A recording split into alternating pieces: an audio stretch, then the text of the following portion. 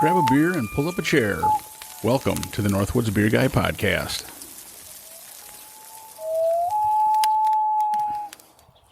Hey, ladies and gentlemen, and welcome back to the Northwoods Beer Guy podcast.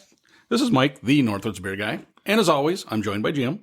Hey, buddy, how are you doing? I'm doing good, man. How about you? I am just like on my tippy toes, just eagerly anticipating. You know, it's like when you're in the locker room waiting to come out for the big game. Mm-hmm.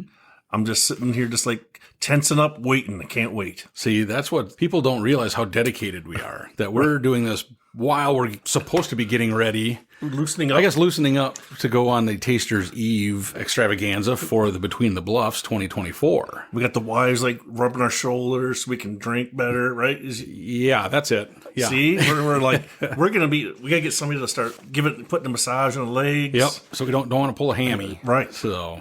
Yeah, I can't wait though. This is going to be another fine year of drinking good beer. Yeah, I mean, when we looked up the participating venues that are in there for Taster's Eve, there's some that sound pretty interesting. I mean, one of them actually has like an exclusive barrel-aged beer they're releasing. Yes. Kind of excited about that. Hopefully it's good. I'm just going to throw that out there because I'm sure it will be, but that's one we're going to definitely have to check out. Yeah, I think there's going to be a lot of... Well, and I wonder, too, if they're going to have another barrel for the actual Between the Bluffs. Yeah, I don't know. Well, I guess we'll find out tomorrow. Yeah, we better get what we can then. Yeah, no doubt.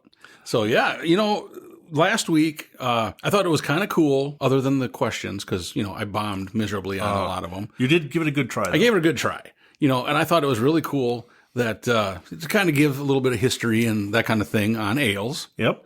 And I was like, you know, I should get a hold of you and see if you can find information out on this week's topic. And little did I know, extraordinaire. I dug some up. He dug some up. So that's cool. Because, again, not only do we entertain, we try to educate. So we may educate you first, and then in the process, educate the listeners. It could be. So you never know. Most of the listeners are probably smarter than I am anyway, so they probably know some of it, but probably more than me too. Yeah, that's what the Google's for. Yes. So speaking of that, did you see? I did a little research because we were talking about the highball drifter. Yeah. Yeah. So I think, and I could be wrong, and I definitely could be corrected, that the bottom line, highball is a type of glass. Right. Isn't it a taller kind of a... like those new cans now, they drink that Fresca thing. Oh, sure. Where they're like kind of a narrower, taller... Okay. So I believe it's a drink that's put in a highball glass.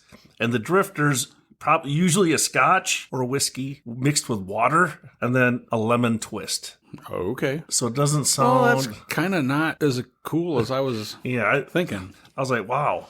But if the listeners out there know a better highball drifter... Yeah, let us know. Send us an email or let us, if it's even packaged already, we'll see if we can find it and try that too. Yeah, exactly. But I thought that was pretty cool. Yeah, that's interesting. Yeah, so the porters... Oh, yes. This week our topic is porters. The porters. So which is kind of like the stout's little brother. Yes, it is. Nice. So these are all, I believe, between 4.5 and like 8. Okay. So there's no double-digit ones. Yep. Have we ever had a double-digit porter? We may have but had like one, maybe, but I don't, yeah. So these, I think we got a pretty good cross-section of different porters. Mm-hmm. So I think that's going to be good for us. But did you know, what is the difference between a porter and a stout? Like, I'm sure there's an actual technical thing. I was going to say, typically your stouts are, well, they could be higher ABV. They don't have to be. I don't know. So here's one easy one. The colors. So like usually, yep. Most notably, the dark brown to black color that's often opaque but not cloudy. That's for a porter or? For the stout. The stout, okay. Right. And these are not they're more brown. Right, these are a little bit more brown. Okay. So, I mean, but we have had some white stouts. Yes. I don't think we've had a white porter yet. True. So, well, maybe before we get any further, why don't we try one just to make sure we get our whistle wetted up and ready so we can talk through it. So what do we got first? Well, I guess the first one that we have is by Aslyum. That's in Wisconsin. Yes, it is. And it is their Controter Porter. It's a porter ale. So this would have worked last week. There would have. It would have crossed over. Yeah. 4.8% ABV. And I think I found it's 30 IBUs. Okay. And I don't know if everybody's aware, but Aslyum no longer brews their own beer. Well, remember, they had, because they were by Madison, if I remember right. And they had a really nice building. And Remember, it was a couple of years ago, I think, that I saw they were trying to sell a few years ago. Right. And I think it was a little before COVID that I saw that. And then after COVID, I think they like shut down and like auctioned off all their stuff. But I'm guessing somebody must... It is Carbon 4 Brewing. Oh. I don't know if you've heard of it. I think we've had a couple of their beers. Yep. So Carbon 4 in Madison as well. I don't know. I'm assuming they bought the recipes. They must have. I don't know how that works. I'm not sure. I didn't see much on that. But this one, it had one sentence, and all it said was, English chocolate malts give our porter ale a complex, rich flavor that is surprisingly soft on the palate with a silky, smooth finish. Wow. Okay. Well, I hope I guess we'll find out. I'm getting kind of excited. So for the listeners that are in Wisconsin, Carbon 4 are the ones that made those beers for Quick Trip. Oh. Remember, they had that IPA, and then they had the one. Oh, dang it! They had the one that was like the glazer. Oh, remember? like a donut? It's supposed to be. It kind of, a little more sweet than it was. Yeah, it was okay. But yeah, we've had a number of Carbon 4, so that's interesting. Yeah, so that's our first one, kicking her off. Yeah, so Controter Porter. So this one's definitely dark. Yeah, I mean that's every bit as dark as a stout. Yes, it is. I don't know if that's brown or not. I don't know. Or is that dark brown? Definitely dark. You know. Got a good aroma. Yeah. You know, because some of the porters, and we may have one here, who knows, we'll find out, but they'll have like that, I would say it's almost like a burnt taste, where it's like the roasted malts and stuff. Yep. This one, by aroma anyway, it doesn't smell like that. No, it does not. Oh yeah, that's not too bad. I mean, definitely low alcohol. I mean, I don't know if these are ones you want to drink a 6-pack of. Right. On the aftertaste definitely has a little bit of a stronger finish to it. You know what I mean? Yeah, kind of that malty, yes. almost a little bit of the burnt kind of taste to it is, I guess, the easiest way to describe it. Yeah, I think this falls right in line with most porters that we've had. Yep. Unless you get into the robust or all that where they're intentionally stronger. But right. Yeah, that's interesting. So what are you thinking on a score? Boy, aroma is good. I mean, the flavor is good. The aftertaste is a little strong. Yep. I'm going to go like a 2.8. All right. I think they did a good job. And if I remember right, because I know I believe years ago when it was by themselves that I had it once before, and I think it tastes pretty similar. So it's got to be that they bought the recipes. So, but yeah, I think it's good. The art on the can is pretty interesting. You think Brian would like that one? I think he would have, yeah. I guess I'm not exactly sure if that's what a contorter looks like, but yeah, it almost looks like some kind of seal from medieval time. It kind of does. It's kind of cool. I like that. So yeah, I think you're right in there. I think I was gonna actually say 2.8 as well. So okay. I don't want to have to copy, but I think I'm right in that same ballpark. I think the only thing is like that finish. The finish is where it lingers a little bit. So it's not a bad taste, but it's there. You know it's there. Yep, I'd agree. That's the only little knock. And it's not because we've had ones that have been worse. Yes. But it's like, oh, that's nice and smooth. And then you kind of get that, you know what I mean? You just have to chew it down a little bit. Yeah, a little bit on the finish. But other than that, they did a good job. Nice job, Ale Asylum. So they're still in Madison. Yes, they're still in Madison. Perfect. So did you know that these porters, the whole style, originated in England in the 1700s? Nope. You didn't know that? Did not know that. With the exception of Baltic porters. Really? Porters are brewed with top fermenting ale yeast. These beers are known for their deep ruby brown to black color, dark malts that often impart chocolate and caramel flavors. That's what we kind of like. Right. That's right what we like. So that is awesome. Yeah. So I think my next question for you was going to be, I don't think these are all of them, but there's 1, 2, 3, 4, 5, 6 different styles of porter. Can you give me a couple of those? Like you just said, Baltic Porter, which I do enjoy Baltic Porters. Yes. Is there robust? Yep. Like I said before. That's 2. Is okay? Technically, is it like American? Yep. Porter. There's 1. Okay. 3 left. American Porter. Okay. What else we got? Ding dong, ding dong.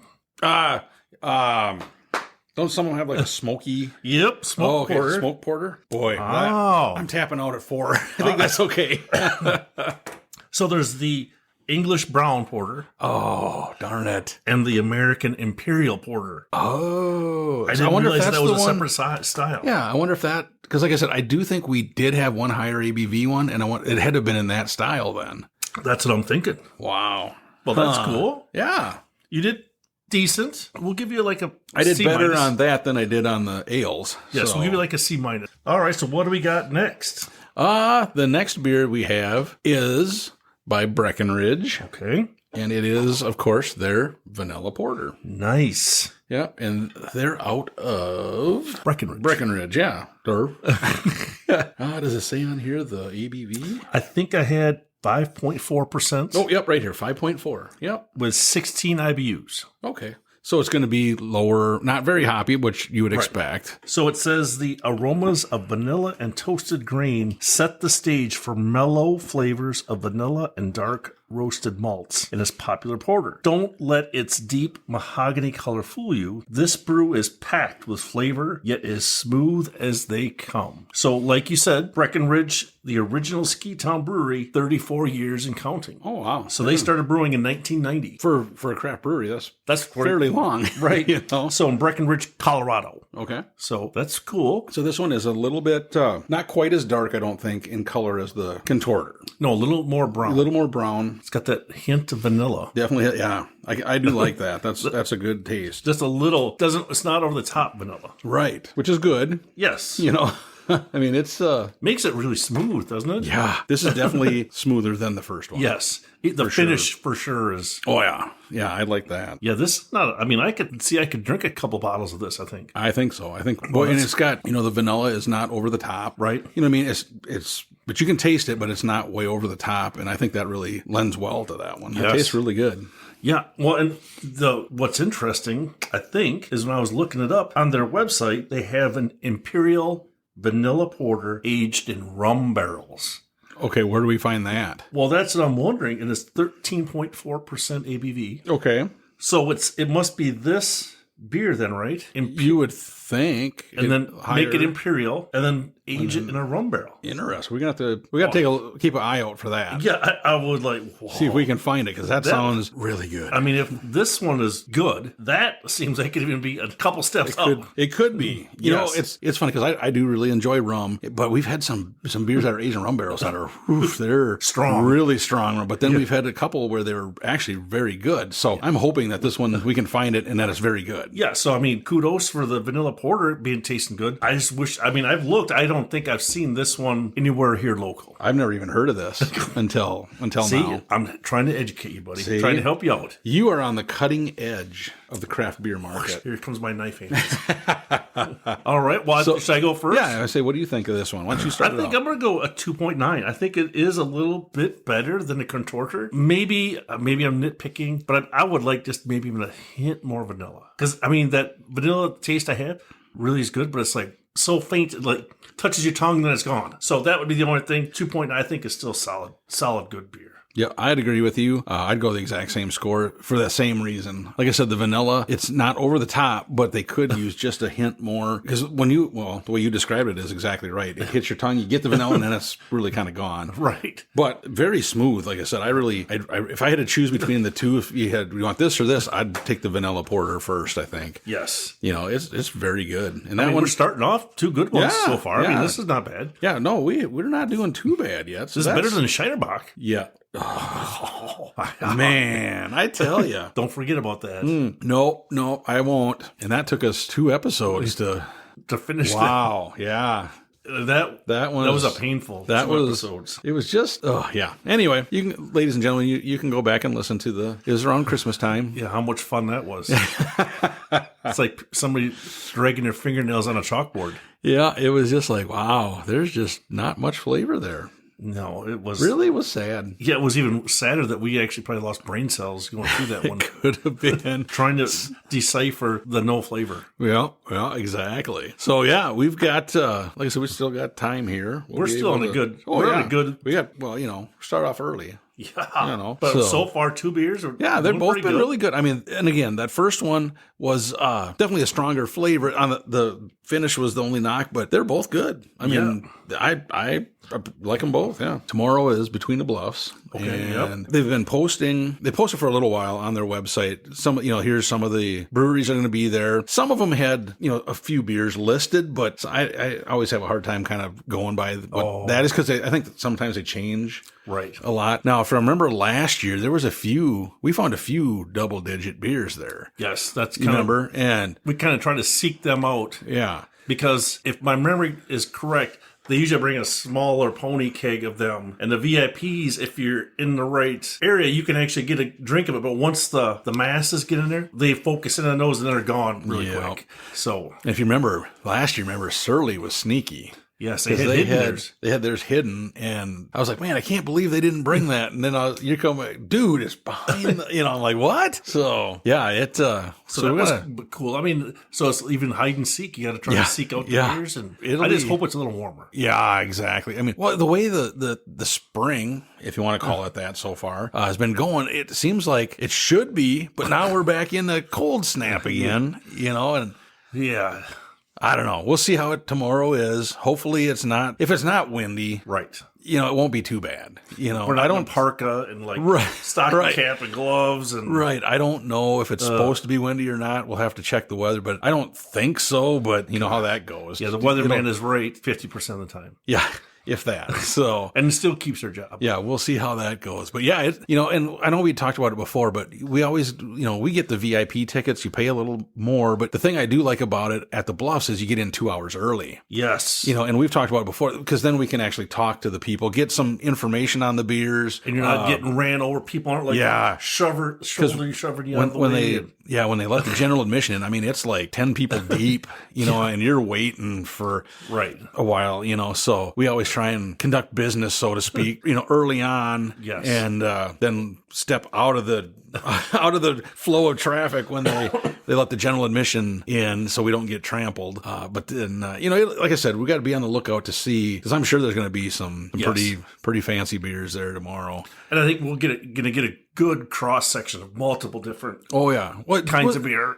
Was it there last year or was it in the Dells when we went and they had didn't they have was it CBD thing? I can't remember which it was. I think it was at Between the Bluffs. Okay. We didn't try it. I never tried them, but because I believe if the rule or the law is still in place, you can taste it in Wisconsin. You just can't sell it. Yeah. In Wisconsin. Yeah. So we didn't want to get pinched. Right. We never want to do that. No. And on that note, we might as well try another beer. All right. What do we got? So this is a normal 12-ounce can. So we should have said the Controter was in a 12-ounce can. The Vanilla Porter by Breckenridge, of course, was in a bottle, 12-ounce bottle. And then most of these are your normal size. We do have 2 that are pint cans, and then we have another bottle. So, and a normal size bottle. All right, there you go. So all right, so this one, we're going to go to, now I don't remember how the correct pronunciation is, if it's Deschutes or Deschutes Brewing. Is there shits? Schutes.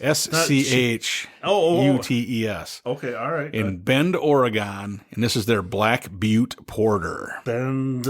And it's 5.5%, 30 IBUs. Yep. So it's a little bit more on the IBU side. And the write-up on it says that bold reputation, soft disposition, surprisingly balanced. Behold, an iconic and unexpected complex porter that's more than meets the eye. And what's the name of the beer? Black Butte Porter. Oh, that's not Butte? Nope, Butte. Butte. How do you know? I figured that was coming. How did you know that? Because it's a butte, like out west. Or this is Oregon. That's out west. Yeah, but that's past where the it's past the west. Where the butts are.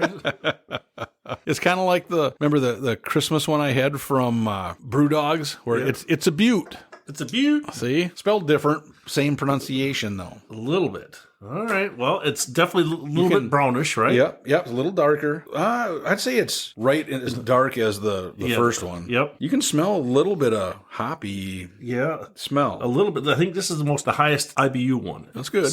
That was not bad. No. Like you said, I mean, considering it's almost twice as much IBUs as the Vanilla Porter, I mean, you can taste it. Right. a little, it's not. But the finish is much smoother than the Controter. That's still the kind of the biggest, besides the vanilla flavor, that's the biggest difference between all these has been the finish. Yes. The last two have been pretty smooth, and then the first one was a little bit harder. Right. So it says that the brewer, Grant Skavinsky, he updated this. So I don't know, because apparently this was his favorite beer when they first started out. And because this is the beer that started it all for Deschutes. Really?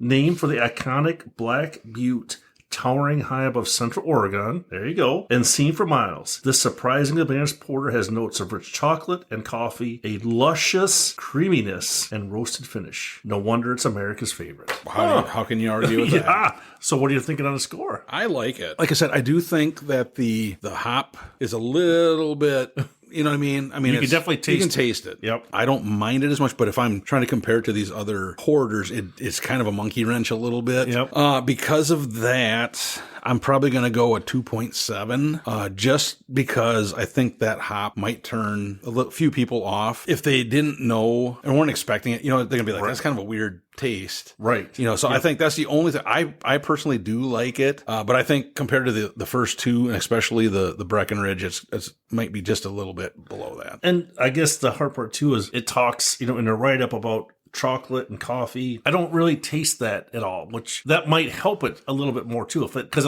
now my mouth feels like it's starting to dry out from the malt. So, I mean, I think I'm right in there with you too. I think 2.7 is a good solid number. It's not a bad beer, but it's just it's a different take on the porters, which is good for us. I mean, there's very distinct flavors in each of the first three. Yes, very much so. Because that's the one thing when you had said, hey, we could do porters, I thought, I wonder if they're going to be like very similar, the same old, Right. But so far the first three, they're all been different, and like you said, with this one, I do agree with you. I don't really get a chocolate or a coffee flavor. That's the only bad part. And like I said, that, and then the hoppy, little bit of a hop to it. I think it's just kind of, for this category, it kind of, right. Well, but in their defense, it does look like they've got another one that's out there. Really? That I haven't seen. And it's part of their reserve series, Black Butte 3, which is 15.1% ABV. Wow. So it's aged in Black Butte whiskey barrels. This Imperial Stout delivers notes of vanilla, coconut, and chocolate. You mean Imperial Porter? Yeah. Oh, yes. So that... I wish we could find that one. We need to keep an eye out for that, too. Or if somebody could send us one of those. That looks like a big bottle, too. That's going to be a bomber bottle. That's not a 16 ounce. That's like 20 or 22 ounce. Yeah, that's the bigger share with friends bottle. Yes, we would definitely like to try that thing. No doubt. 15.1. That would kick and they've had the bigger bottles like that before, where they had like Black Butte 20 or something like that. You know what I mean? And like so it must be, I don't know if it's like each year they come out with a different thing. I don't know. But yeah, this has piqued my interest. Yeah, that's for sure. That'd be worth trying one of those. No doubt. So that's cool. Yeah. So yeah, 3 for 3, honestly, and they've definitely tasted different. I'm impressed. Yes, it's different. I mean, what would be interesting, so we're trying just the base model. Yep. Like if these were aged in bourbon barrels, what would they taste like? I'm like, exactly. Because a lot of these have some good flavor. It'd be really worth, and I don't know the breweries enough or well enough, and they're not close enough for us to go check them out. Especially this one, yeah. That's a little ways out west from here. And even Breckenridge would be quite a hike. So, I mean, like we do at least got the one from Wisconsin. We got 2, yeah. Well, 3 Oh, total. 3, yeah. Yep, 3 total. Yep. So that'll be a good cross-section for us. Yep. But I mean, we're not focused on any one brewery or any one location. We're trying different ones across the country, which is good. So we'll start with tasters. I guess, what are you kind of looking forward to tonight? I mean, what are you hoping for, I guess? Well, I guess always the diamond in the rough. If there's somebody's got the bourbon barrel Imperial Stout that we haven't had before, because usually, knock on wood, that off the keg tastes better than a bottle or can. So, I mean, we try them here and they're okay, but they always seem to taste a little bit better if they're off the keg. So if we could find one of those, that would be sweet, because, and again, you don't know if they have the same amount for Tasters Eve as they do for Between the Bluffs. Or if it'll even be there, right? So that's what's hard about, and all these are not, they're in downtown La Crosse. So some are they're close to our hotel, Yeah. but it's still a hike. It's going to be a hike. It's going to Yeah. be a hike to walk. So we might have to find one that's close and just stay there for a little while. And, Yeah, we do what we got to do. You know. so what are you thinking? What's on your bucket list? Same thing. I mean, it's always interesting when you see that, like this bar, that bar has a tap takeover, because you never know what they're going to bring. Right. Some of them bring just kind of their Standard. I was gonna say same old, yeah, standard. Everywhere you go, that's where it is. Other ones, there's other times where, who was it that they had at the Charmont? Was that? That was one. Remember? I mean, they had kind of a diverse. They had like some normal stuff, but then they had a couple of other ones, heavy duty ones. We got to try that, you know. And I think we all liked them, didn't we? Well, you really liked the one, and everybody else went, it's not There was so a good. pentagram on it. Yeah. Who Was that Surly? could have been. I think it might have been. And they had like a sour. They had like a sour, and Jim was just in love with it. And That was a good beer, though. It was okay. I couldn't believe you guys didn't like that one. It was okay. I think it'd probably be better now than when we did it back then. Aged a few. Before I had tried more sours. See? I was ahead of my time. Yes, you were. And then you kind of quit. You stalled right there. I did I peaked and then just dropped right It off. just dropped off there. But yeah, like I said, so it'll be interesting to see what they bring. Yes. And honestly, I think tonight is more kind of like, just because we have a group of people that we're with, and it's just kind of to catch up with some of them and just have fun. And try some beers, and we'll see. Right. And again, like I said, the one establishment is doing a barrel aged beer, which Right. we're gonna have to be there for that. And that, I'm just looking to have fun, and hopefully, like I said, there's some other ones that bring some that maybe will be a little surprising to us that we haven't tried. And I guess that's all we can hope for there. And hoping the weather's decent. Yes. And then tomorrow, Between the Bluffs, it's going to be, we're going to be running around with our wireless microphones on and just trying different beers, and just trying to, because, last year we did a wrap up later after the after the fest, but that was a little bit tough too, because we're like, I took notes. Yeah, you took a lot better notes than I did. I was going off of memory. And your memory was clouded and after like the third beer. Yeah, it must have been. Because there was one I really liked you thought was terrible. So yeah, your taste buds went back.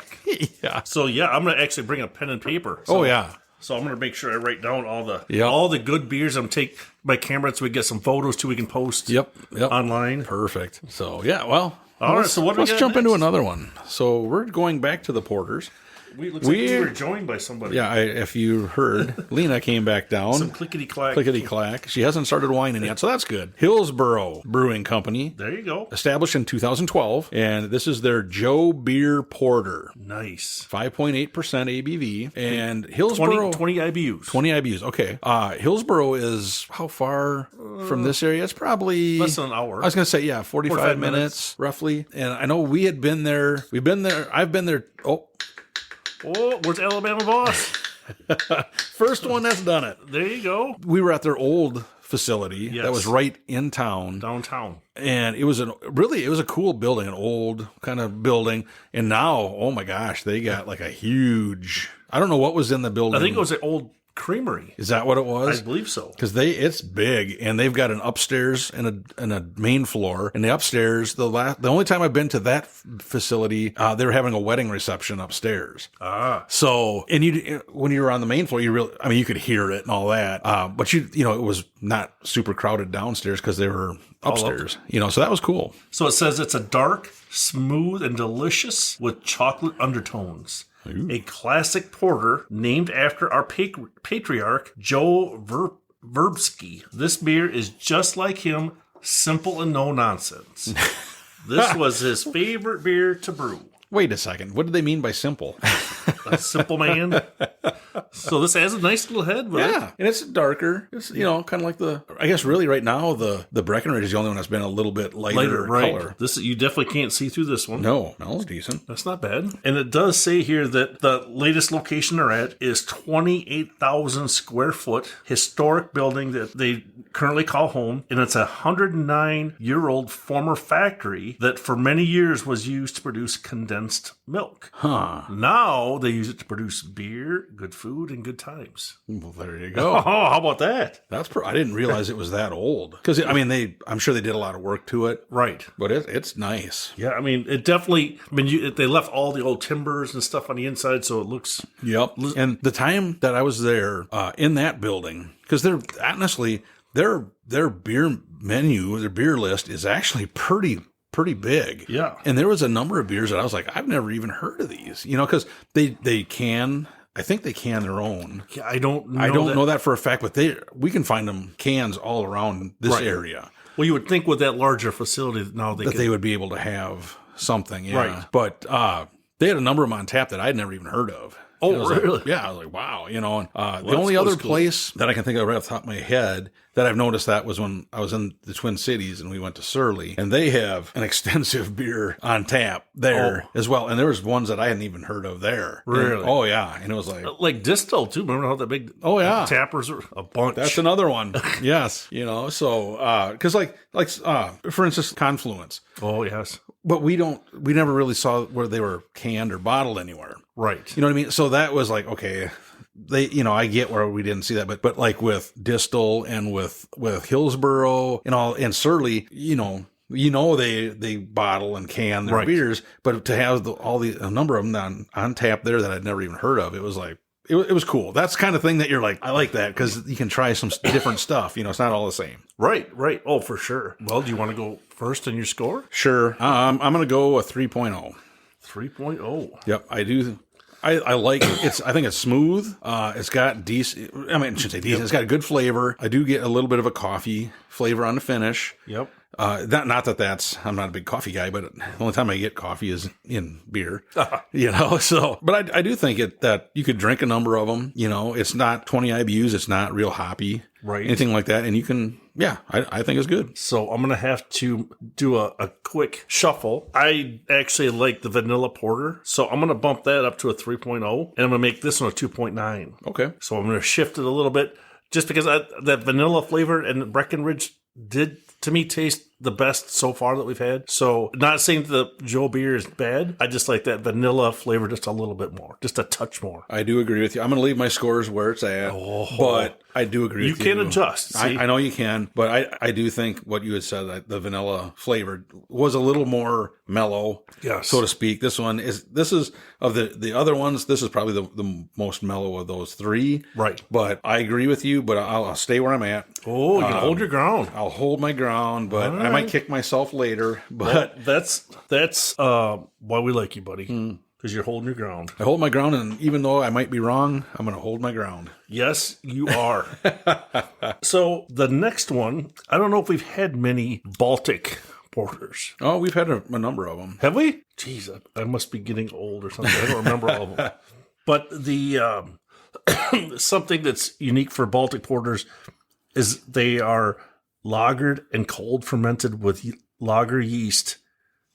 So they're the exception to the porter ale classification.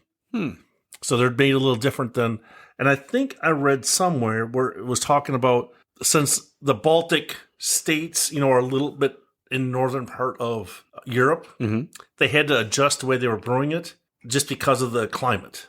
Huh, that's interesting. So it's still a porter, but just made a little bit different so that it's... They had to tweak it, so to speak, which interesting. I guess that's not a bad thing. No. And hopefully they got a good product there. Yeah. But I mean, that's the one thing I think that with Between the Bluffs, you don't see many porters. Not really. I mean, because they're really pushing the sours, the IPAs. Yeah, I'm trying to think if like when Central Waters, when you see them, if they may have like Mud Puppy, but there's not a whole lot of them. Right. I agree with you there. You see maybe a very few, but not many. So hopefully, that's one thing that we like to try.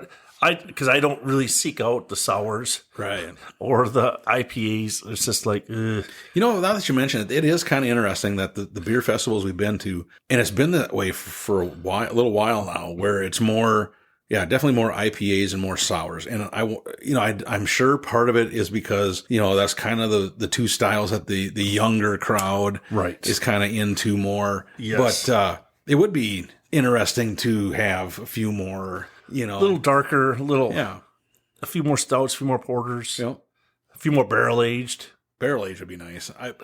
But I get why they don't. Because those are expensive. Right. Or that's where you're going to have the younger kids right there in that line. Oh, yeah. Yeah. And just acting a little bit out of sorts. Yes.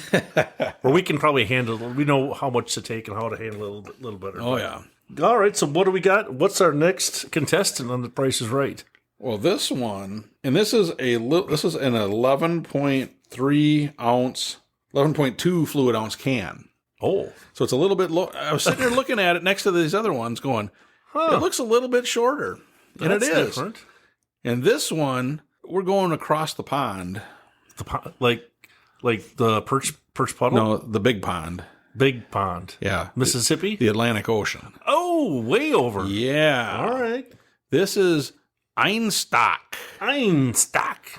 It's Icelandic toasted porter. Okay. And I will allow you to try and pronounce the name. It says that they're located just 60 miles south of the Arctic Circle. Yes. In a fishing port of, how do you say that name? Akureyri, Iceland. We brew beer with the purest water in the world. Glacier water. Nice. Now I know why the glaciers are melting. It's going in these cans. Yes. Well, we'll find out if it actually helps, though, right? Yeah. So it says it's aromatic Icelandic roasted coffee, subtly brands together with toasted malt undertones to create our take on Baltic porter. Nice. Using lager yeast, this beautiful dark chocolate colored brew is crisp but smooth on the palate, with rich and roasty aromas of cacao, a whiff of roasted coffee, and a long, toasty malt finish. Medium-bodied and sessionable, this sinister-looking dark beer is perfect for cool winter nights or even hot summer days. Nice. And proves there's no need for Mike to be afraid of the dark. It says it right there, too. So it says a whiff of coffee, and right on the can it says Baltic porter brewed with Icelandic roasted coffee. Oh. but if it's only a whiff, why would you put it on there? So they didn't just wave it across the top. I'm hoping. We'll see. Oh, nope. No. It tried once. No cat calling. Tried once. All right, well. And this is Einstock. Einstock. Icelandic toasted porter. All right, well, definitely foams up. And the can has a Viking guy on it. Yeah. That's awesome. We won't say anything about that. Ooh, you can smell Smell a little bit. A little bit. You get that toasted flavor. Yeah, I can kind of taste that. I don't, unless it's a coffee, but I mean, it seems like you get a toasted. It's smooth. It's like the smoothest one we've had so far, isn't it? It's almost not as smooth as if it was on nitro, but it's almost really, you know what I mean? Kind of like that, almost on your tongue. I mean, I'm trying to figure. I mean, like the flavors are really light. It's all of it together makes it really smooth. Whatever. Yeah. I mean, I don't have maybe a single flavor doesn't stick out. Maybe that's the glacier water. It could be. It could be. You never know. It's not gravelly like the gravels are.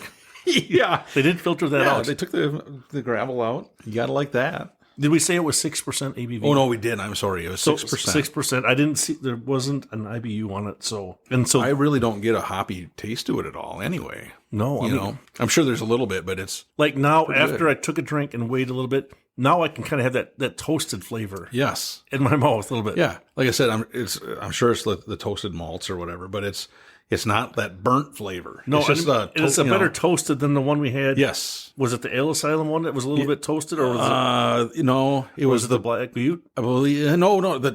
It was the Ale Asylum. That's the one that the aftertaste was really kind of a not harsh, but a stronger. Took you back a little bit. Yeah. But this toasted flavors. This one is pretty mellow. Yeah, I mean, I was like, wow, that's pretty good. Yeah, I like that. But I mean, like, not one particular flavor, like the chocolate or coffee, does not stick out. No. But I mean, I think they did a real good job blending this all together. I mean, I was going to say all of it works well together. Yes. I agree with you. I don't think you can really pick out just this flavor or that flavor, but it works. I do like it. I'm just trying to, why, or what would be the reason then that this can is different sized. Yeah, well, like I said, it's 11.2%, 11.2 ounces. So I don't know if that's a thing in Iceland where they're smaller. Yeah, that'd be cans, interesting to find out. Yeah, I mean, it really would be. Because every other American can, well, like I said, the 12-ounce can, yep. And this is 11.2. When we put the picture on the social media, people can see it. Because like I said, I was sitting there looking at it going, that looks shorter. Right. You know? And we didn't do anything to the can. I mean, this is just how it came. Yeah, and it's like, wow. So that's pretty crazy, though. I thought, man, it's just... And you wouldn't think the can... it's noticeably shorter. Yes. And then if you put the pen on top of it... then it's really noticeable. You can tell right away that it's... And, of course, then it's sitting right next to the 16-ounce one. So it really looks short, so... But yeah, for as good as it tastes, I'd actually wish it was in a 12-ounce can. I was like, wow, that's... Yep, I agree. That's for score... Yeah. See, I've put myself in a corner because I do like the... I'm going to go 3.1. All right. I like it. I think that very smooth. Yep. Again, you can't really say, oh, I taste this, I taste this, I taste this. I do kind of think that the toasted... flavor, and I'm sure part of that is the coffee, the whiff of coffee. Whiff. But I just think it's enjoyable. It's really smooth. I think it's the smoothest one we've had so far, as far as the overall feel and just overall performance. I think it's really good. I like it. Wow. Well, I think I'm falling right in line with it. I mean, I do like this one. I mean, I'd say it's right in there with the vanilla porter for me. Real close. I mean, but I'm gonna say 3.1 too, or 3.1 also. I know what you mean. Yes. But I wish it was a full 12-ounce can so we could enjoy even a little bit, another 0.8 ounces. Yeah, but it's really good. I like it. It is just crazy. Now I can't stop seeing it. You know what I mean? And what's weird, I don't know if we've had many from this brewery. No, I think we had one or two others is all. So it maybe. I wish they would send some more over here. Yeah. We could dupe for some more of that glacier water. Yeah. They could help us out, and we could. There you go. If it makes beer this good, Einstock, if you're listening, we'd be open to pro staffing. Yeah, we can help you out. Fly us over. We'll drink some of your beers. Yeah, we'll try them. We'll give you a good, honest opinion. Yes, that sounds perfect. Right, but just don't have us come over in the winter. Yes, that too. Wait till the summer. The summer will come over. And we don't want volcanoes going off either, or earthquakes. Now they're probably going, now these guys are complaining too much. I don't think we want those guys. But any other time where it's good, where we could make it happen for you. We always are willing to give our honest opinion. Boy, I tell you, that was our fifth one. They've all been. We have not had a dud. And so we haven't had any that have tasted the same. No. They've all tasted just a little bit different. That is kind of crazy. Because again, like I said, I thought there were going to be a lot of very similar. Yes. But, they're kind of similar, but they've each had a distinct flavor. Which is good for us. Yep. I mean, we're able to really differentiate these. Yeah, and there's only really been, the vanilla porter is really the only one that's had kind of straight from the chocolate coffee thing. So that's cool. That's very good. Yeah. Well, what do we got? So we are, when we're out in Between the Bluffs tomorrow, we're going to be wearing, hopefully, it's going to be a nice sunny day. I say, keep your fingers crossed. What are we going to be trying to wear? Celebrate? We have the first merch for the podcast. Yep. And it'll be T-shirt, and is it like a gray, grayish T-shirt, and it'll have a big black logo on the back that has our logo. Yep. But it's all in black, one color. NorthwoodsBeerGuy on it. So yeah, we'll have our business cards too. Yep, we'll have business cards. Be able to hand some of those out. Yep. And we'll have, like I said, there's going to be our group. I think everybody had got a shirt. So you're going to see them around. Right. And like I said, I'm hoping at least people, they see it and go, well, what's that? And if they don't know about us, we can direct them to the wherever they listen to podcasts. And, so it'll be cool. I mean, this is, I'm pretty pumped. It's our first official merch. Yep, we got to make sure we tape up our wrists and stuff, like get the paint underneath it. Yep. On our, maybe have a sweatband or something. There you go. Get the black on our cheeks. So you don't get the sun reflecting. That's right. We don't want to be squinting when we're trying to read the signs. Exactly. We already have to squint enough as it is. So, and if it's cold, well, you're gonna have to wear it on the outside of our jacket. Yeah, we'll be going through really quick. Just slam it and go to the next one. There you go. Because I think if it's like that was last year, they're all open, little small tents. It's not the big tent. Ever since COVID, remember before that, it was all the big giant tent. Yep. And you were out of the breeze. Or out of the breeze. Because the one year, remember, it was snowing like crazy. And we were good. Yeah, it was, nice and warm, and so to speak. I mean, and then when you got more people, and of course it warmed up. But after, when COVID hit, then we can't have people that close. So then it's all outside, and they have, every place has their own like easy up. Yep, pop up tent. But still, it's not. You're not like it used to be. Yeah. So hopefully we'll have to check the weather and make sure. Hopefully it's going to be good tomorrow. So if not, Mike's meat. I've got this like 4x8 sheet of plywood that we're going to strap around Mike's back that he's going to be walking with. So if you see that guy, go up and talk to him because he's probably going to be cold. So that sheet of plywood will help him out. I might be grumpy. Well, that's why you're going to have another beer. Yeah, exactly. So what do we got? Well, let's see. We got to get one of these big cans now. Big can coming in. So this is by Milwaukee Brewing. All right. And out of Milwaukee. And again, did you find anything out? Because these guys went out of business too. I did not see that. So I don't know if they, somebody else bought them or if they came back. Maybe they went back in business. I don't know. But so this is Milwaukee Brewing. Okay. Brewer's Day Off. It's brewed by Jackson. I'm going to Jackson. Style porter. Description: porter with hazelnut and coconut. And this was batch number 3. I'm not sure what that. All right. Does it say on the can? 6.3%. No, 6.8. I'm sorry. 6.8%. It's a 1-pint can. So what else did you find out about them? Well, it looks like this is a series. Brewer's Day Off is a series that offers a look into the minds of the Milwaukee Brewing Company brewers and will feature unique, one-of-a-kind releases every month. Unlimited ingredients, no restrictions, no rules. So I don't know much. Did it say anything on the... There's a little bit on a little bit, but it doesn't actually... The exact same thing that I just said. Is that what it was? Yeah. Well, and then the artwork is a dartboard. Yes. One dart is right in the bullseye. So that's kind of interesting. Well, let's hope. Well, so... a porter with hazelnut and coconut. Yeah, and we've struggled with trying to taste what the different varieties of nuts. It will be interesting to see because if they did it right, the hazelnut is going to pop. Yes, it'd be a good flavor. So, let's crack her open. No cat call? I tell you what, man. They I guess I get it. All right, well that looks. This is a little light, dark brown. Yeah, it's in between the dark ones, and then the vanilla porter I think was a little bit lighter color, but not much, but a little bit. Right, there's still a little bit in the can there. Let's set that there. All right.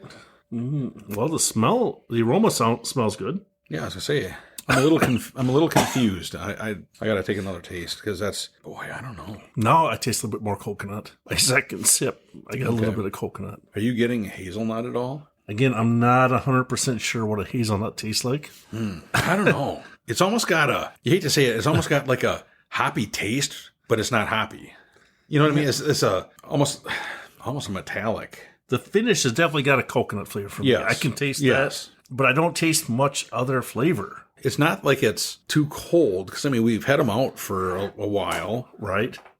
So, you would think the flavors would, that it should be close to the right temperature. Right. I don't know. I'm not getting a lot. Even on the nose, there's not a lot of aroma. I get the coconut. And it's not like over the top. But that's the only flavor you can really pick out. That's the only one I really get. Huh. Interesting. I wish I knew what hazelnuts tasted like more, so I could Well, I'll pick you up a bag. So I can really give a good... Yeah. Good definition of what is in this. If this actually is some hazelnut flavor, I don't know. It could be, but I just don't pick it up. Like I said, I do get, like you said, it's on the finish. Yes. The coconut. Yep. The swallow and such, I don't get that at all. But then your aftertaste is the aftertaste is a coconut. That's like what's it like the the finish has really got the coconut, but it's not over the top coconut. It's just it's there. Yep, you get it, but it's almost you could add a little bit more, right? Especially or a little more hazelnut, one or the other. Yep. That's boy, I don't know. Like I said, it's not bad. I guess, and it's 6.8%. 6.8. It drinks pretty decent. We shouldn't talk like that because normally that we reserve that for. I would never have guessed that was 12%. You know what I mean? That it drinks real smooth.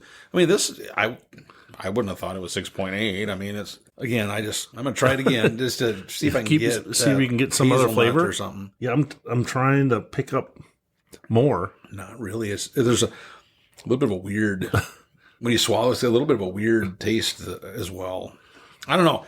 It's not offensive at all, but all right. Well, since you're talking, what do you got for a score then? I would honestly, Jim, right now, I would say of the 6 that we've tried, this one is probably number 6 for me. It's just kind of whatever that. I don't want to say metallic, but it's kind of a metallic thing when you first swallow it. But I wonder if it's because it's in the can. It could be. It very well could be. But that's what we have to kind of grade it. So you're going with 2.6. I'm going to go 2.5. Okay. And I do wish it had a little bit more coconut, and I wish it had more hazelnut to actually, to really get. I was really excited to, because I'm like, this is the first hazelnut coconut. Really, if it stands out, this is going to be really good, right? And it just kind of left you wanting more, right? Yeah, it does have more flavor than Shinerbach, though, doesn't it? Man, yes, it does. I will agree 100% with you there. See, it has flavor. It does have yes. It's just not cool water. Yeah, that's what I'm struggling trying to come up with my score too. It's not offensive. I don't find anything offensive about it. The coconut is just the right touch, but the rest of it is I'm like just scrambling and trying to figure out what else is there. That hazelnut. Sometimes you put that flavor or that nut in your beer, and then you're like, well, what's going to be the outcome when you put it in there? And sometimes, I don't know if if it's going to have a good flavor or a bad flavor, or maybe let's take the hazelnut out, put more chocolate in. So I think I'm right. I'm actually going to go with 2.6. Okay. I'm going to go one step a little bit higher, but yeah, when I saw coconut hazelnut porter, I thought this might be our best beer of the whole class. And we've talked about it a little bit before, and we're not talking about coconut. Because what I'm going to say is about nuts, okay? Not coconut, and we're not talking about peanut butter. Okay, take those out because But when they have like nuts, right? It seems like the vast majority of the time it's a hard time picking up that flavor, right? And I get it because it's you're trying to brew with that, but is it I wish I would brew some more to understand, but is it like the fine line where one more nut changes the whole dynamic of your beer, right? Is it that close, or and that's something that we can tonight when we are running around or whatever. We can talk to my brother because he's here. He, like I told you, he brews for 5 Alarm Brewing. Oh, yep, in Lake Mills, Iowa, and he'd be a good resource to just ask about that, right? So when you're brewing with nuts, and I'm trying to. Because I'm sure you don't just drop the nut in there, right? I don't know. I don't know if you got to press it or turn it into that's a what powder. I don't know for sure. But whatever it is, a lot of times I've just had a hard time picking up. Like I said, peanut butter is a different animal because that's not the actual nut per se. If it was peanuts. Yeah, just because it says nut in the title, it's a different thing. Yes. But like I said, and coconut's the same thing. I'm taking coconut out because that's a whole different. So it's not a cocoa nut. No, correct. So we'll have to ask him about that. And I do know that, we'll have to see how tonight goes, but I know he is going to be bringing I think he said 5 or 6 beers that he's brewed that are on tap currently at 5 Alarm for us to try. So maybe we'll have to do a little quick all right taster of it and give our thoughts and put it on the podcast too. So wow, nice. We're always willing to try new beers. Always going to give it a whirl. Exactly. Gosh, we're down to the final 2. 2 left. We're getting we're rolling. We're on fire. Maybe we're the sad part is, that's the whole thing. It's like, okay, we got these beers, we're going to drink them, but come on, we got to get going. Because we need to get downtown and see what those other beers are. Exactly. Well, you want to hand me the next one? Yep. So what do we got? What's this one called? So this is by Revolution Brewing. Okay. And we've had other beers from Revolution. Yep. This is a different style yet than what we've had tonight. All right. This is their Eugene Robust Porter. Robust. So I'm guessing this one is going to be a stronger flavor. Would you think like Imperial type? No. Well, no. I mean, it's 6.8% ABV, but I'm thinking the flavor is going to be, I'm just guessing, I'm thinking it's going to be more of that, like I said, the quote unquote, the burnt, like a stronger flavor. So this says 28 IBUs also. Oh, okay. So it says for just robust porters in general, not this one in particular, though not stronger in alcohol, robust porters are more flavorful version of brown porters. Okay. The bitterness and roasted malt flavors are more pronounced. That's what was figuring. It was going to be a little like that, is what I'm thinking. It's the porter style that often comes closest to stouts, and brewers may choose to label one or the other for any particular beer. So we got some more in there yet. All right. And it's got a dude, like an oldtimer kind of. Oh, well, there's more here. So it says, a striking, robust porter full of warmth and chocolate malt, an assortment of Belgian specialty malts form a complex structure of toasted grain and caramel flavors. Dark chocolate malt makes this porter black as night and infuses it with distinct, intense chocolate essence. Eugene is a robust porter named after Eugene V. Debs, That must be him. an American Union leader and activist who led the Pullman Railroad strike in 1894. I bet you didn't know that. I had no idea. See? I thought it was like some kind of maybe mob guy or something. I don't know. Again, we're trying to help. Trying to educate. Yep. So now you got to remember the name in the face. Debs. V. Eugene V. Debs. Yep. All right. So what do we got? You can smell it. A little bit. And Revolution is out of Chicago, right? Oh, I believe so. Okay. Yep. This definitely, it tastes different than the other ones we've had. Yes. For sure. And not in a bad way, No. but it definitely tastes different. Oh, so again, Revolution is the Illinois' largest independently owned. The what? Illinois? Illinois. For anybody that, from the upper Midwest especially, if you've ever heard the song, The 30-Point Buck, there's a line in there about my no brother good-in-law from Illinois. So it's a funny little thing between Wisconsin and Illinois. Yes, it is. Almost as funny as the one between Wisconsin and Minnesota. Well, we're not going to go there because I'd hate to have to try and find a new co-host because Minnesota. Yeah, that's right. So the history. So it looks like they started in the summer of 1995. I don't know if you knew that. No, Because it says that Josh Death landed a job at Golden Prairie Brewing, but there's like a Death series. We've seen that. I got a couple upstairs. Really? So like some Imperial ones. You know, I hate to say it. I thought it was just they twisted how they wrote Death. I didn't know it was his actual name. Right. So that's then wild. So Josh dreamt up the idea for Revolution while working at Goose Island. Really? See? Wow. He's been at some pretty big name places then. Right. So, I mean, if he's watching those guys brew their beer, I mean, he's got it. Or brewing, helping, do work, whatever he was doing. He's making it work. Yeah. So I don't know, when you say robust, it should be more flavorful. So is this one, in your opinion, more robust? I think the flavor's a little stronger than a few of them, but I don't know if it's all that much more stronger than like the Controter or even the Black Butte, really. Right. Well, that's somewhat, because I'm not tasting it either. That's why I was wondering if you had a different flavor that I have. Because I'm not, I mean, if it's robust, I mean, but again, is there, in a definition, a difference between robust and imperial? Yeah, I think there is. I think, well, I don't know. I personally, this is just my opinion. Yep. When I hear imperial, I think higher ABV and all that. Where robust, I think it's more just in the flavor profile. Oh, my opinion. So I don't know if that's true or not. You could be. That's what I'm trying to throw. Because this is our only robust porter that we have. What I guess is weird is, something like this might scare somebody off if, robust, but it's not really, the flavors aren't really jumping out. Right. So I was just going back over what the description was. Yep. And Belgian specialty malts, which again, I guess it's the Belgian yeast. I think that changes that, so I don't notice that, but you got toasted grain and caramel. I do get a little bit of a caramel sweetness. A little bit. A little bit. I still think it's good. But is it robust? Is it substantially more than the other ones? Probably not. That's what I was wondering, because you say it's robust. The can says robust. And again, like here, even on the can, strikingly rich notes of dark chocolate. Right. Yes. I don't taste any chocolate. Like I said, other than that little bit of a caramely sweetness, right. That's what's standing out to me, is that.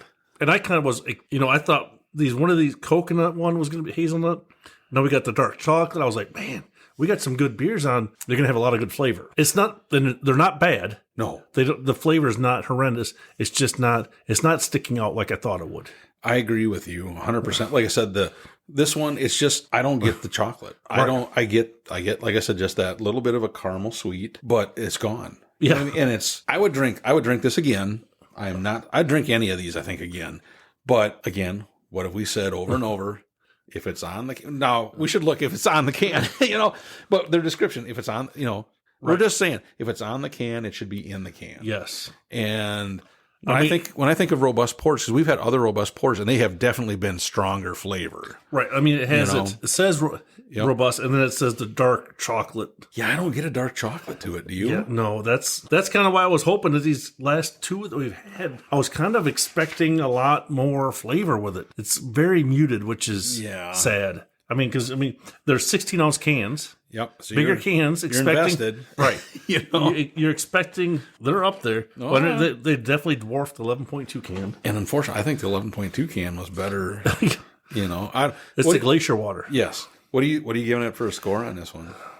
Gosh. So here's the hard part. So even though they say it's robust, the flavor's not over the top robust. Right. It actually is decent flavor. I think I'm going to have to double up on a score. I think I'm going to have to go at 2.8. It's not bad. I mean, I just wish that you could taste a little bit more rather than just having the malty flavor. I think I'd have the actual chocolate flavor in there. Yep. For me.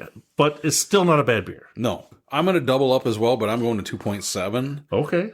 I just think, because they really point out like the dark chocolate and things like that, and I don't pick that up.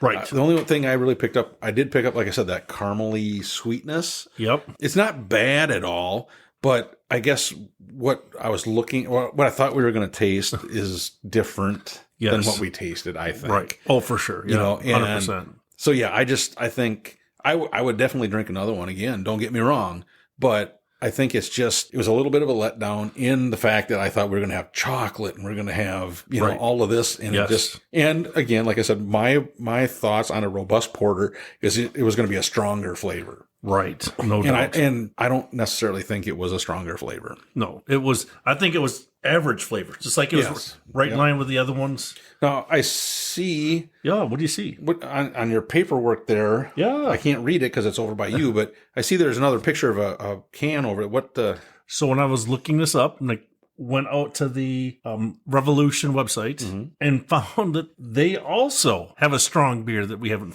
had up here. 15.7% ABV.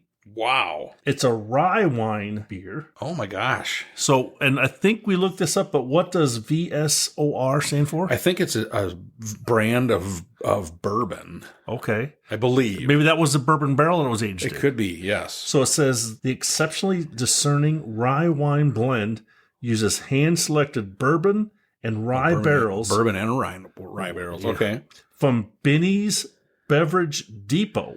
Benny's is big? No, well, that is the Illinois version of Total Wine and More. Ah. They're not as big as those stores. Okay. But that's the big liquor store there.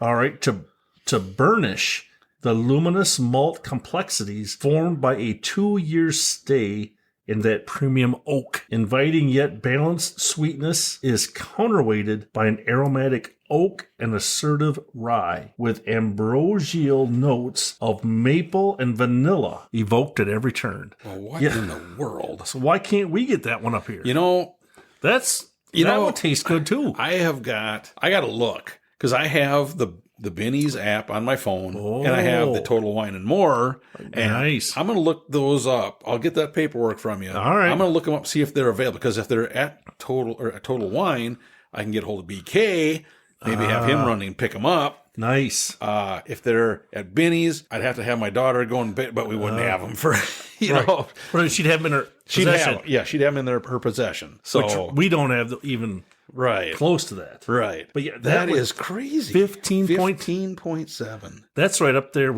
That's up there. That's up there. That's getting to the point where Jim is gonna be hitting your wheelhouse. Yeah, and we might only be able to do like a can or two of those. Those might really kick us in the knee. Yeah, we might not be able to slam a sixer of that, but you never know. We would be willing to try. We would be willing to try Revolution. If you're looking for pro staffers, we would love it. Because we'll have to look before tomorrow. We'll have to look on the Between the Bluffs website again and see. I don't remember if Revolution is there. They might be. If they are, we should ask them about it. Maybe. You know, I mean, I'm sure they probably won't have it there. Maybe they will. I don't know. But if they don't, we should. If we see they're there, we're going to talk to them and just say, "Hey, we saw this VS." And we're going to camp out there till they bring some down to us. Yeah, we're going to hold our breath until you bring it. Send a guy down from or wherever in Chicago. You're at. It's only 4 hours away. Get him down. Get him over here. So that would be awesome. Our hotel is right there. Meet us there. Meet us in the lobby. Yes. So we're down to our last one, and I know what I'm thinking. You're thinking. I'm thinking this has probably got a good shot of being the top one. You never know. But why is that? Why are you teasing the listeners? Well, because we've had a number of beers from a large number of beers. A large quantity. And typically, they've been extremely good, except for that honey. Ooh, that was horrible. That was like a 4 or 5 for me. No, that was horrible. That was a good one. I just don't understand how you could say that. That was... You don't like honey, though. You know, the whole thing... I like honey, but this didn't taste like honey. This tasted horrible. Oh, gosh, dude. It was good. If Kentucky, if you're listening, I'm a big fan. I am, too, other than the honey one. Dude. So this is... This is Lexington Brewing, which, like I said, they have, I think every beer of theirs I've seen is barrel aged, right? I believe so, yes. And this is their Kentucky Bourbon Barrel Cacao Porter. Nice. Coca Porter, 8%. So this is the highest ABV we've had. Yep, of this group. Look at the label on that. That looks that's sweet, pretty upscale looking. And again, the cap is the norm with the horse head on it. Sweet. They do a good job on branding. So what kind of info did you dig up on this one? So it says is brewed with cacao nibs. Cacao nibs, I figured, yeah. And 100% barrel aged to build out a rich, full-bodied porter with notes of bittersweet chocolate, roasted malts, oak, vanilla, and rounded out with a sweet toffee finish. I don't think we've had... In my opinion, we've never had a bad beer from there.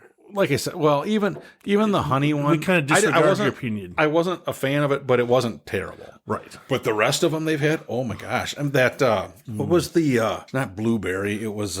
Blackberry porter? Yes, that one. That was good. You know? And just all of their beers have they know what they're doing. Yes. Well, I got another nugget of info. You can smell after you take a drink. You can smell the chocolate in that. Wow. Okay. What's the nugget? Wow. So, Lexington Brewing. So they're in Lexington, Kentucky. Yep. Okay. They began brewing in 1890. Really? 1890. Wow. And from what I think I've picked it up, is that they're a distiller. Really?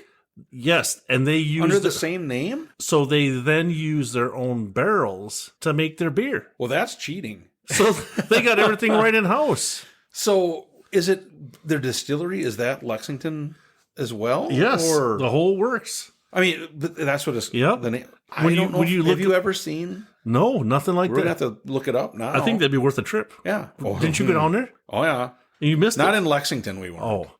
I've been in Louisville and Murray State, Murray, but I've never been to Lexington. So you had a drink. What do you think? It's pretty good. It's really pretty good. It's really good. This is the flavor. The cacao is. You get that chocolate. You get the very smooth for 8%. Not that 8% is, some people would think 8% is harsh. Right. Very smooth. The cacao is. Wow. Yes. The vanilla really. Vanilla You can get that almost even more so than the vanilla porter. Right. That is good. Wow, that is really. I would say we possibly could have a new leader. Yeah. Well, I know in a substantial. Yeah, I'm way ahead.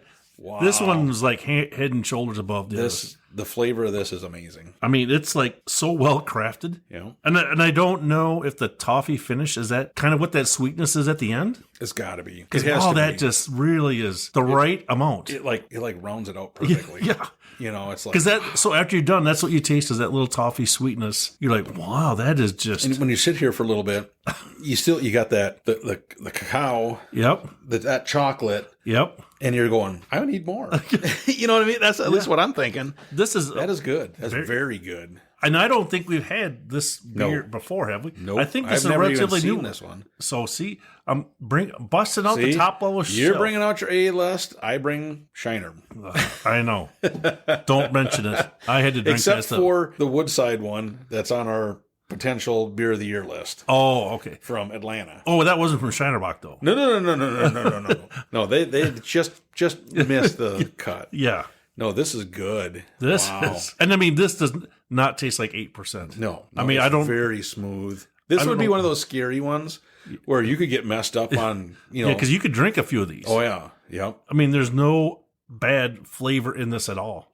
Not at all. And every note that they talk about in their write-up is in there. And you can taste it. You don't taste it right off the bat, but it's every flavor is there. What have we said? I mean, so they hit a home run, I think. Yes. I mean, it's really, I would highly recommend this to anybody. What are you going for a score? I have to I'm blowing the top off. Okay. I'm going to say a 4.3. Oh, I think it's good. I like this. I mean, it is not a double-digit beer, but I don't know if I've gave a non-double-digit beer this high of a score.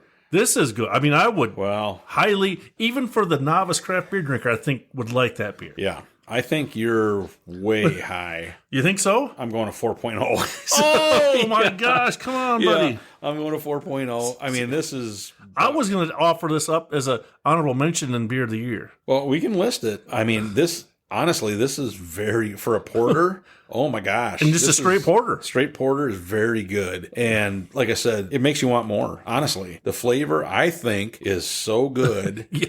And you only get a 4.0 though. I'm going to 4.0. I can't believe you'd say that. Well, you're a little stingy in your numbering system there. Well, right now I am. But yeah, I think that's a very good beer. See, I like what you're saying. Yeah. So what do you got then for a wrap up on your? Well, number one is if you're going to try one of these, do the Kentucky bourbon, the cacao porter. That's my number one. My number two is the Einstock. I like that beer.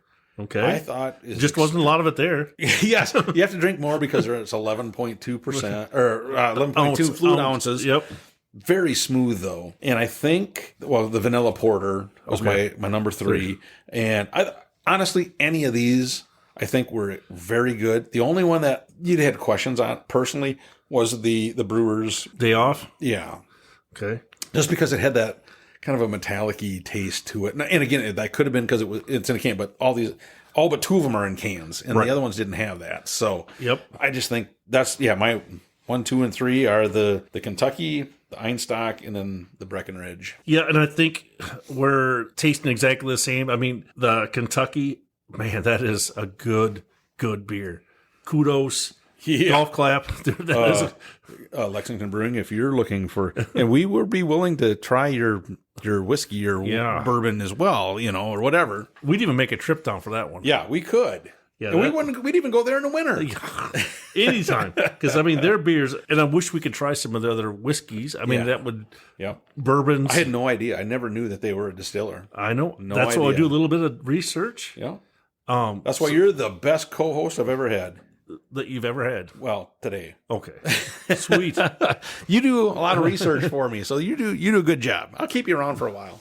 And I think the Einstock, again, that was the toasted porter part. I think the toasted that left a good flavor in my mouth. That was good. And then I like that vanilla porter from Breckenridge.